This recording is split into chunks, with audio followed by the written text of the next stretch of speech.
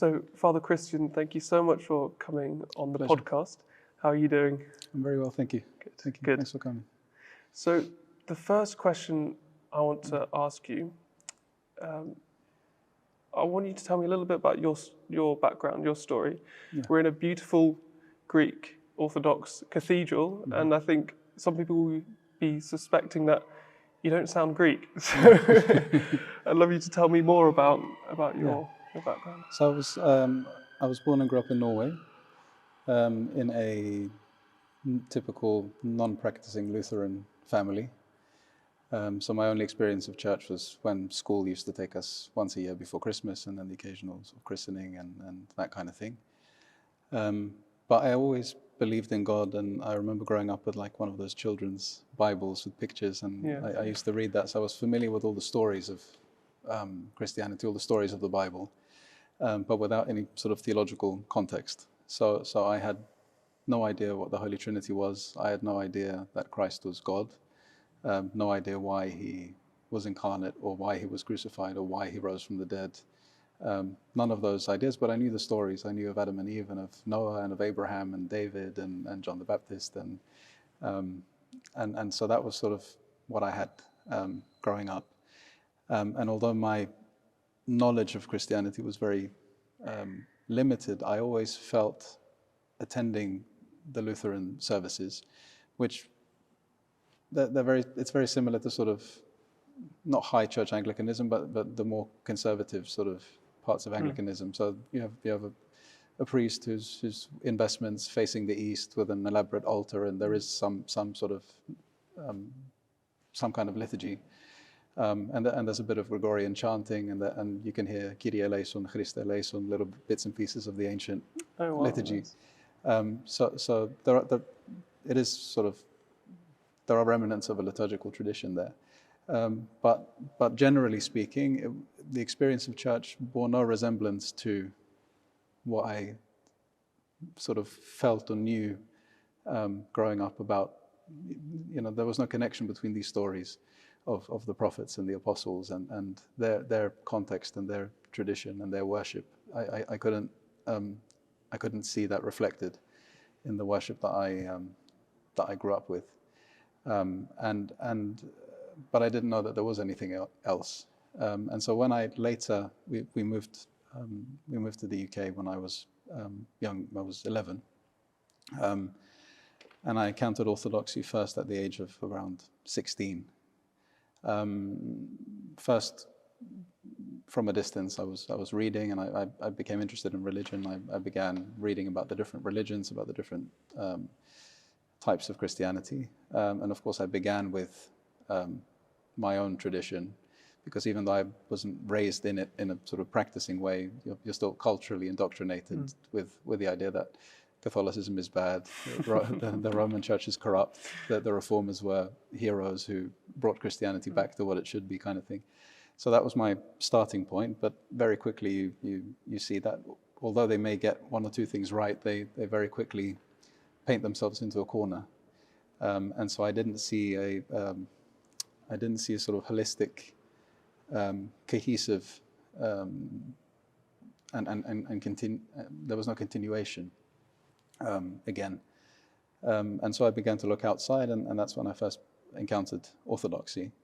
So again, initially through reading, and so it was very theoretical, but I remember the first time that I stepped into an Orthodox church, although I couldn't understand anything that was being said, and I had no relationship with any of the rituals, I immediately recognized what I always knew Christianity to be as a child. And so although it was very, very foreign in terms of the language and in terms of the liturgical expression, it was very familiar. And so after that, the sort of process of catechism, I guess, was more the head trying to catch up with the heart. So that recognition was almost immediate, and I think sort of emotionally and spiritually, I was convinced it was sort of love at first sight. But it took longer to overcome my sort of prejudices and to understand the things that I initially, I struggled with. How can God be one and three? Because these were new concepts to me. So things like the Trinity, things like, although of course that is Lutheran teaching as well, but I was never catechized in a meaningful way, so I didn't know these things. And so things like the Trinity, especially things like the Eucharist being the body and blood of Christ, the divinity of Christ, all these kind of things. And then the specifics of Orthodoxy, things like the veneration of icons, because obviously the second commandment forbids the worship of graven images. And so you have all these, I guess, more cultural prejudices against certain practices. And the what would be called traditions of men. We often misunderstand that phrase in the Bible. So I needed a certain amount of time to overcome those prejudices and to sort of convince myself that what I felt was true and acceptable. Was there a particular priest involved in this kind of transition period at all, or was it more through your own reading and kind of experiencing it firsthand, I suppose? I think initially it was more private, and I think also because I didn't, again, the communal aspect of Christianity, which obviously is so central to it, but because I didn't understand God as a communion, I didn't understand the Eucharist as as being something communal, and so I had that, I guess, very private, very intimate, I guess in a way individualistic understanding of faith to begin with, and so I guess my initial struggle with and encounter with the faith remained in that very sort of private individual domain. But then once I had sort of gotten over the initial hurdles, then I mean I was introduced to Father Chrysostomos here, who was the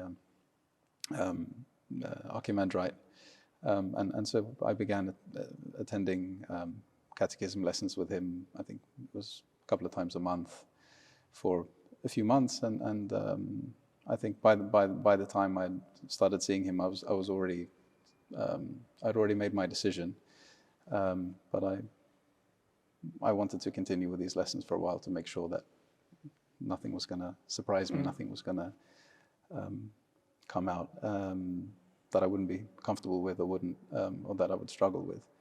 And then when I finally expressed my desire to join the church, he said, "Well, I think you're ready," and so I was received here at the cathedral. Yeah. Oh. And so, how many years ago was that then? That was in 2005, so that's what, 18 years ago. Yeah. Nearly. Yeah. And so, you're a priest now. How long did it take, I suppose, till you realise that that was the path for you? Yeah, I'm not sure sort of when I began to. I realized quite early on that I wanted to devote my life to church in some way, and so I when I began university, I initially had a place to study finance. Then once I joined the church, I took a year out and I changed my degree because I realized that I was so preoccupied with studying theology that I knew I would read nothing else and then completely neglect my degree. So I thought I might as well get a degree in something that I'm actually doing. But I didn't necessarily think that would lead to priesthood, at least not from then. But I was helping in the church, and it was the bishop who was here, Bishop Chrysostomos, who would sort of bring up the idea every now and then, and he said, when eventually we'll need another priest, and I want you to consider it. And but that went on for many years. So it was only sort of after I met my wife and we got married, and it was a couple of years after that the bishop sort of seriously began asking me whether or not I would consider the priesthood. And it got to a point where he basically gave us a very sudden deadline and said, I would like you to become a priest. There's no pressure, but you have to decide within this frame of time. Otherwise, I need to find someone else. And that was quite a turbulent moment, because it's not the kind of decision you want to take lightly. But we consulted our spiritual fathers, and obviously there was a lot of a lot of prayer and a lot of reflection, and so we eventually, the two of us accepted his offer, and that's how it happened.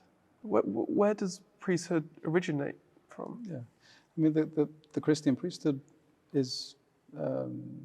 belongs uniquely to Christ. Christ is our high priest. He is the only mediator between God and man, as it says in the scriptures.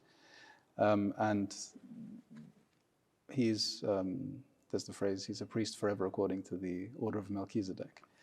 And so the Christian priesthood is very different from the Levitical priesthood of the Old Testament. The Christian priests essentially just manifest to the people the one priesthood of Christ. And so it's not something that belongs to the person who has been ordained. It's not a grace that he carries that comes from himself. It's not connected to any of his particular capacities or abilities.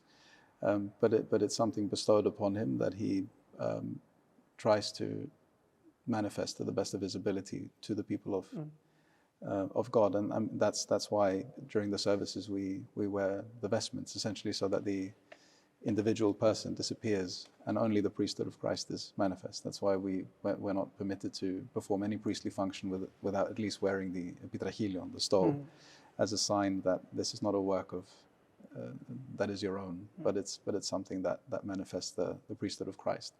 That's why when we take Keros, when we prepare to celebrate the Holy Liturgy, the first thing we do is we bow before the throne that depicts the Christ the High Priest, and we defer to him to show that is the source of our priesthood. That is the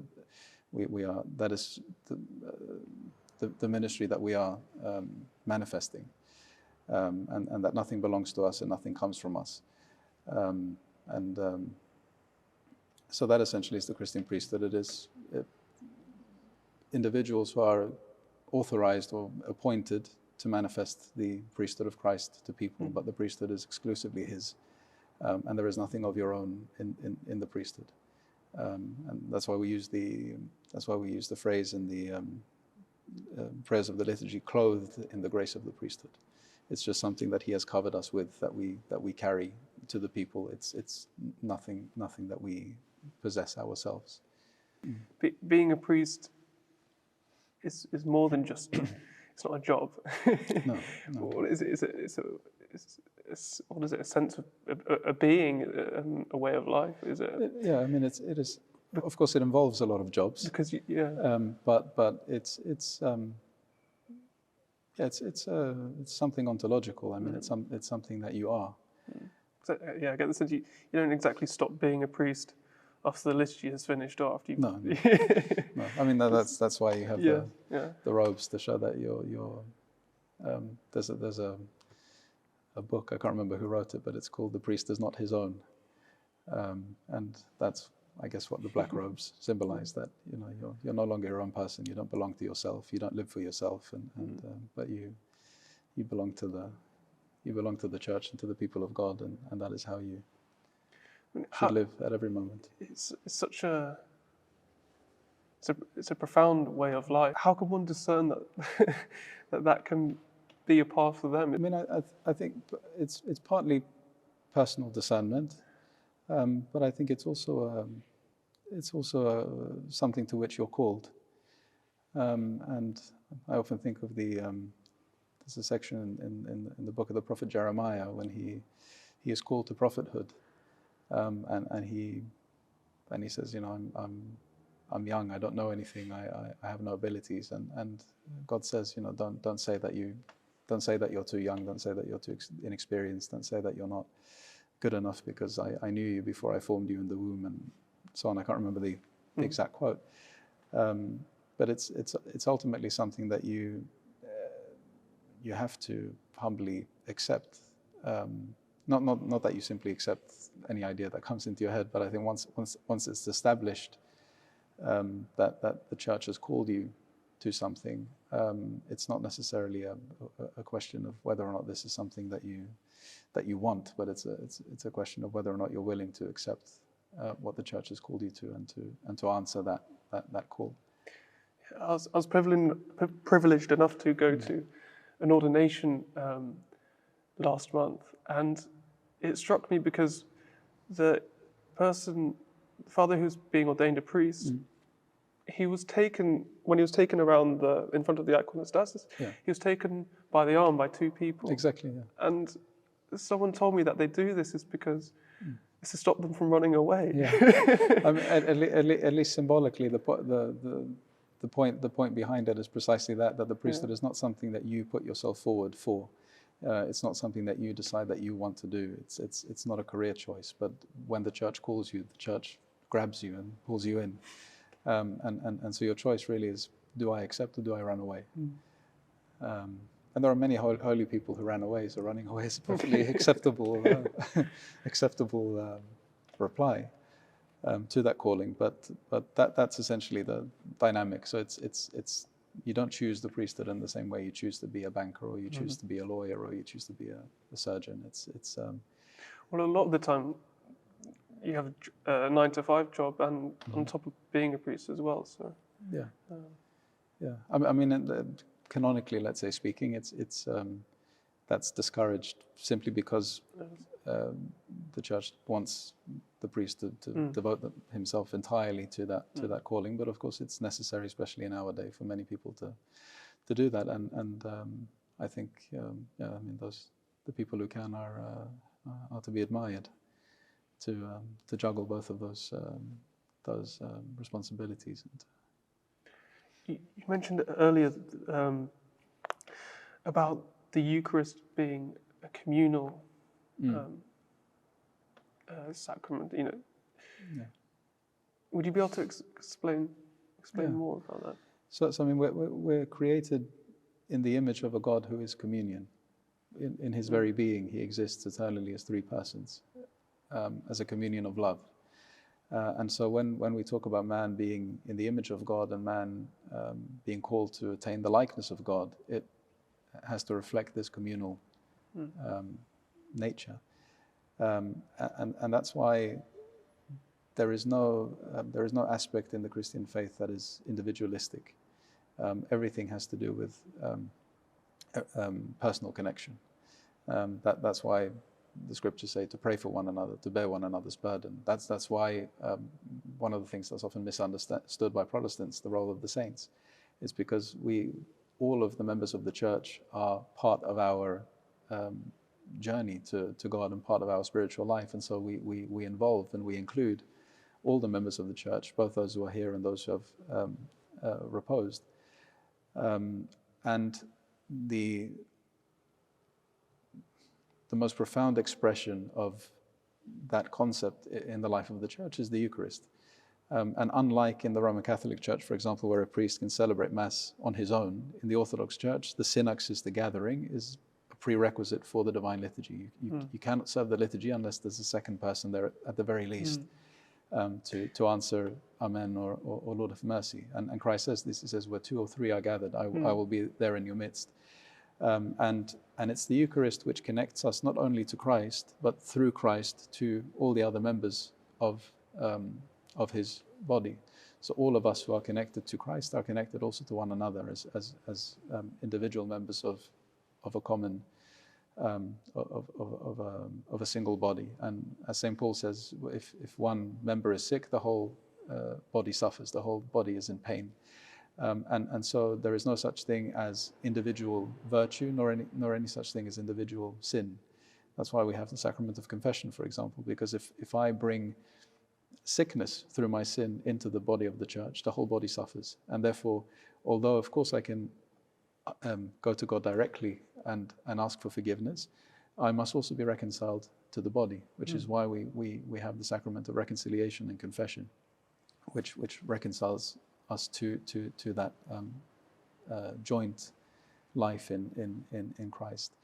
And even the seemingly individualistic aspects of spiritual life. So when an anchorite, when a monastic withdraws from communal life and lives alone in the desert or alone on the mountain, this is not done to isolate himself from humanity, but to embrace the whole of humanity. So what Saint Sophrony says, for example, he says that when you when you're in close contact with people, you're dealing with particular manifestations of our common humanity. Each person is a hypostasis, is a existential expression of our common human nature. And so when you're in close contact with people, you're not seeing the wood for the trees. So the monastic who has, let's say, perfected that aspect of human relations withdraws from the particular individual manifestations of human nature, so that he can embrace human nature collectively and entirely in his prayer. So that physical withdrawal from the world is an attempt to embrace the world, not to reject it. So even that has a communal aspect. I love that that teaching. Well, it's a revelation that kind of only came to me recently, that you can only get to God through a communion with someone else. Yeah. You can't be isolated on your own. And you see that with marriage, I suppose. What about the monastic who lives in a community of brethren? How does that communion work? Well, I think both in marriage and monasticism, the external way of life is very different, but the principles are exactly the same. Mm-hmm.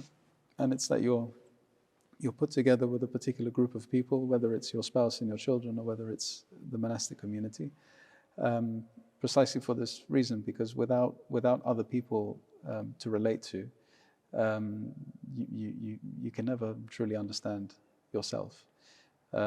You can live your entire life thinking that you're virtuous, thinking you're patient, thinking you're humble, thinking if those things are never tested, if those things are never brought out of you, you've got no idea what's lurking in your heart. But when you're with other people, you're forced, first of all, to confront the reality of your own self, but also to accommodate the reality of other people.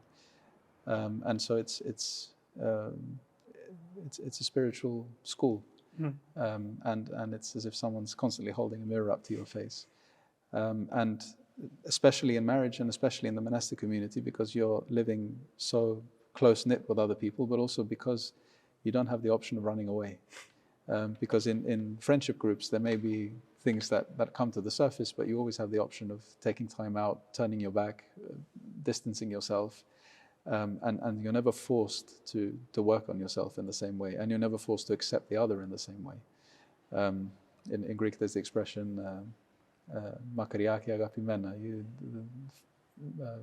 lovingly far away. But that doesn't exist in marriage. It doesn't exist in the monastic community. So you're constantly forced to confront yourself, and forced to confront and to accept the flaws and imperfections of others. And so it's those are the two.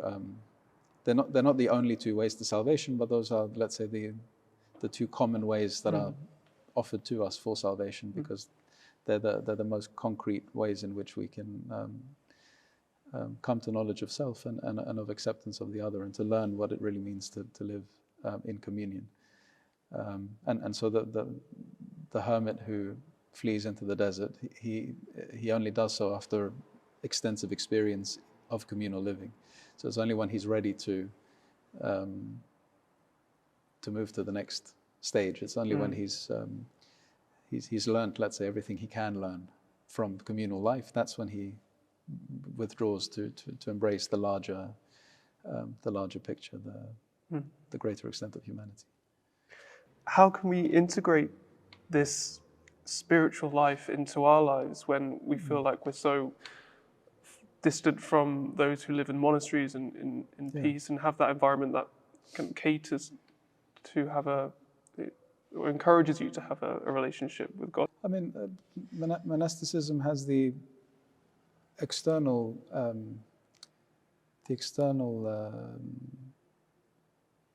what can you say, benefits or aids that are conducive to spiritual life, your daily routine and your attendance at church and the things that you're.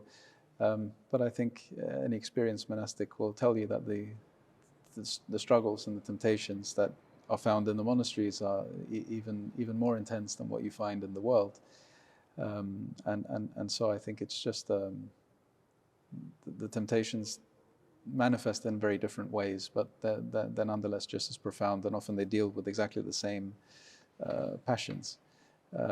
Because ultimately it's a struggle to reorder human nature, because we're all distorted and we're all out of balance and out of sync, and so we're all trying to reorder the different elements of our nature in order to make them unified and harmonious.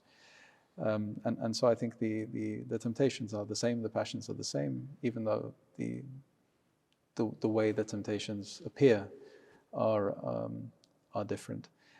So I don't think living in the world and living in modern life is more difficult than being a monastic, even though we don't have the external trappings of. And also, Christianity has always been counter-cultural, and it has always been at odds with the world. And you find that concept throughout the New Testament. Friendship with the world is enmity with God. If the world hated me, then it will hate you. And be not conformed to this world, but be transformed through the renewing of your minds, and so on. And so, although the world has become very different, you can imagine the first century Christian growing up in the context of paganism and of extreme violence and completely different social norms to what we're used to. And although we may feel like society has sort of degenerated and become almost unrecognizable from a Christian perspective, we still have many core Christian presuppositions about the world that are shared with secular society, because they've become so embedded in our culture and our way of thinking after 2,000 years. And in the first century, these ideas often were completely alien to people. So I don't think we live in a world now that is more at odds with the teachings of Christ than the first Christians experienced. Again, it's just the temptations are different, the struggles are different, the trials are different. But I don't think we should. I don't think we should feel any more distant from Christian life than any of the generations before us. It's just we just have a new set of challenges, and we need to find a new set of responses to those. But we're no further or closer than our ancestors were in that sense. Because from the outside perspective, looking into Christianity and Orthodoxy, I would say in particular, they see a lot of rules. Yeah. What would you say to that? I think it has to do with we have modern society has a misunderstanding of what it means to be free, and freedom is a very important concept, very important principle in the Christian religion, because the whole story of salvation and our whole relationship with God is based on love, and love is something that cannot exist unless it's freely accepted, and so true freedom consists essentially of being free to choose the good. And modern society thinks that freedom means to simply do whatever you feel like at any time. But our tradition and our experience tells us that to give in to your passions at any moment is not freedom, but it's slavery. You're a slave to every single impulse, and very often contradictory impulses. And so you're often pulled in opposite directions. You're conflicted. You want two opposing things. You want to live two different ways of life. You want war and peace at the same time. You want excitement and calm at the same. You want, and so the person who constantly submits to his inclinations and to his passions and to his lusts or desires or whatever it is the least free person. It's like the person who's addicted to drugs or to gambling or to alcohol, or they're free to drink, they're free to gamble, they're free to take drugs. But when you see those people, you realize that there are no less free people anywhere in the world than those who are constantly giving themselves over to these impulses and these addictions. And that's really the way modern man is taught to live, to just give himself over as a slave to every demand of our inclinations and passions. But freedom means to always be in a position where I can choose what I truly want, what is truly good for me, what is truly conducive to my life and to what I want. And so, although these practices seem restrictive from the outside because they fly in the face of giving yourself over to every temptation and inclination, they are designed, and they are there to make you free. And the person who sees these things not as restrictive rules and impositions, but as opportunities, will find great freedom in them. So, for example, the long church services that we have, if you think that going to church is a burden, of course, the longer the service, the bigger the burden. But if church for you is a manifestation of the kingdom of heaven, it's a foretaste of paradise, and it's an opportunity for you to do the most profound thing that a human being can do, which is commune with God and connect with God and feel the grace of God in your life. Then the longer the service, the greater the opportunity, and the greater the joy, and so on. So it's really a question of perspective. And when the church calls us to, let's say, a life that is different from social norms, it's not.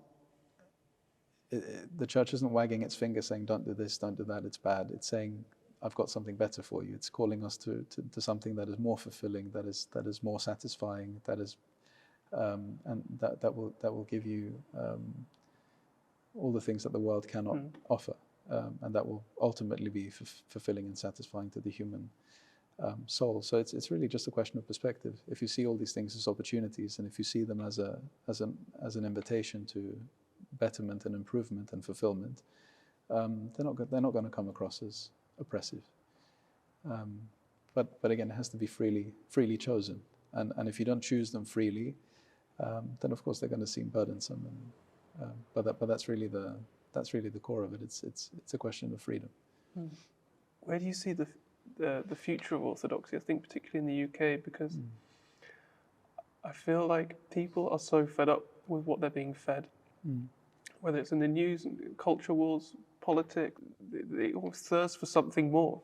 Have you seen that in your parish at all? Yeah, I mean, I think the last week I probably had 10 emails from people saying, "I want to join the Orthodox Church." Wow. Obviously, not every person who expresses an interest takes it all the way to baptism, and other people, they come and they pull back and they come back again, and because the process is different and takes a different amount of time for everyone. But I think the interest is definitely there, and I think if the Orthodox Church, well, as long as the Orthodox Church remains true to itself, then it will see, I think, a huge amount of interest, and it will be of great benefit to the modern person and to Britain. But I think we have to remember that what we have to offer is the one thing that the world cannot offer, which is Jesus Christ. And so we have to be careful not to try to imitate the world in order to attract the world, because the people, like you say, the reason people are attracted to Orthodoxy, the reason people actually do want to come is because they've had enough of the world. They don't want more of it. They want an alternative that is meaningful and that is fulfilling and that is deep and that is true and that is principled.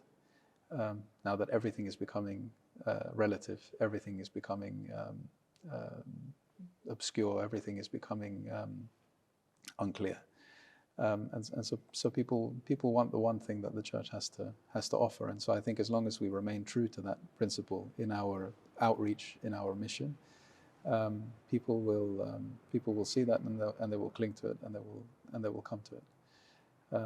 In terms of the timeline, how long that's going to take, I mean, that's a different question, and we have all kinds of challenges in terms of how to manifest that in the world. But I think especially after our new Archbishop came, I think the church has become much more open, much more outward looking, and I think people now feel much more comfortable approaching Orthodoxy and inquiring about it, and they're able to feel included much more easily than they were in the past. And I think that really is the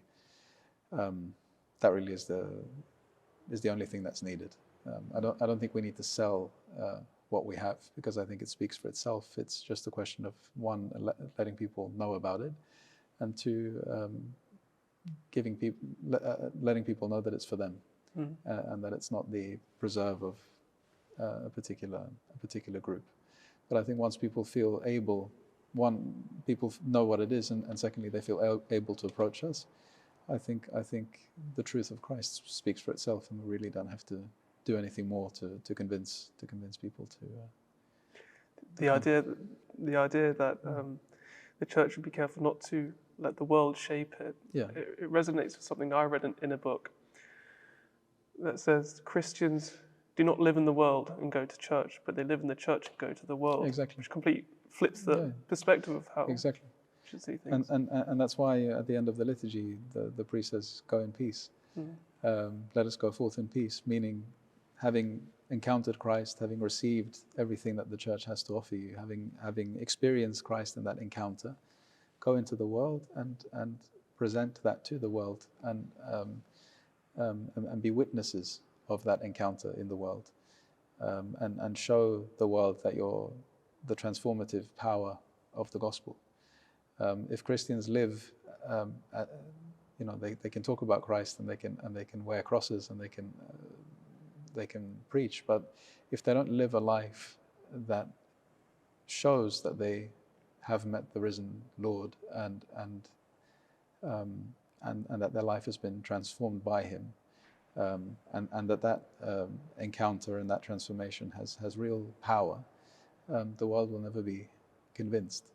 But if we draw genuine meaning from the divine liturgy, and we then go forth in peace, meaning having received the peace which is Christ, then again the truth will speak for itself.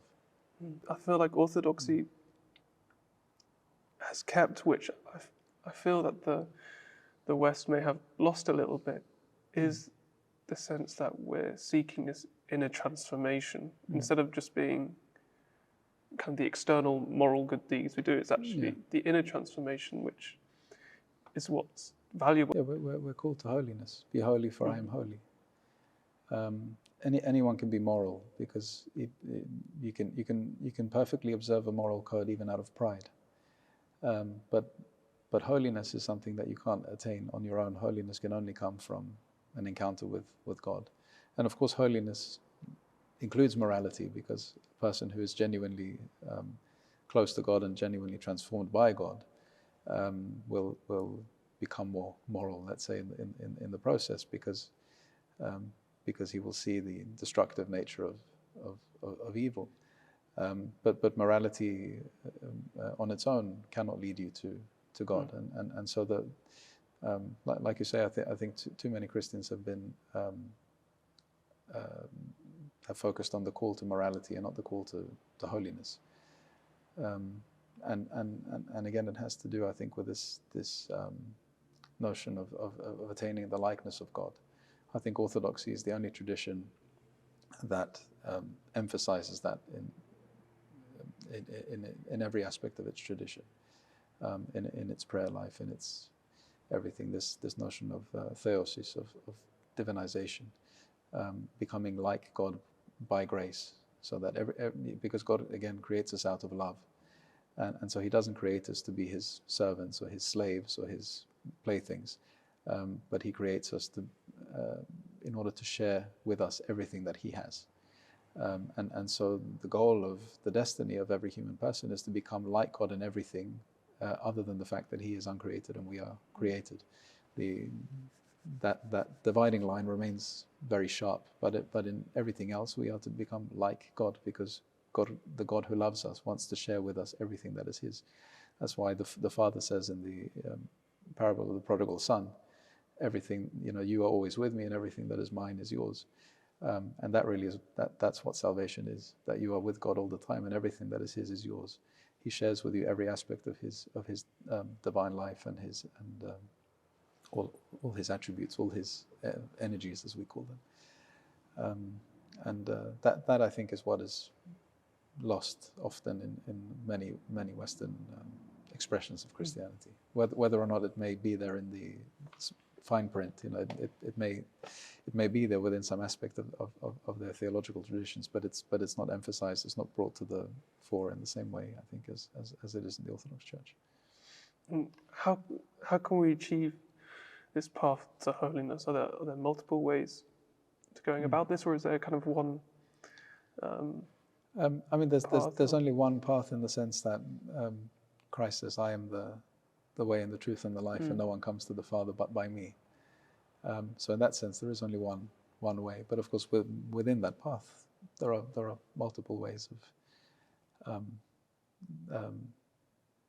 of attaining that holiness, in terms of how you live your life, or what kind of career you are, or whether you're married or unmarried, or I mean, there's a great diversity, and you can see in our saints, we have saints who are slaves, and saints who are kings, saints who are poor, and saints who are rich, saints who are illiterate, and saints who are learned, and from every possible race and culture. So the details are not so significant, but the as long as you are on that narrow road to Christ. Father, I want to ask you one last question. Yeah. What does it mean to be Orthodox? What does it mean to be Orthodox? In terms, if you mean Orthodox as in opposed to some other kind of Christian, then I would say to be Orthodox means to humbly accept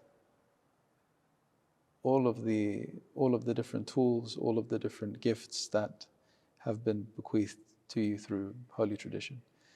Orthodoxy should never be a source of triumphalism or arrogance, because it's not something that I have developed. It's not something that I have discovered. It's not something that I have had any hand in shaping. And so the Orthodox person should be to be Orthodox should mean to be humble and grateful, with a profound sense of your own unworthiness for having received such a treasure, and it should mean having a duty to share that beauty with others, and also to preserve it at all costs, because there is no greater gift, and there is nothing that is worth throwing it away for. To be Orthodox in the, let's say, the wider sense, it's simply to be the one who seeks union with Christ and the life of the Holy Trinity. Father Kristian, thank you very much for Thank you coming very on much. the podcast. Thank you. Thanks for coming.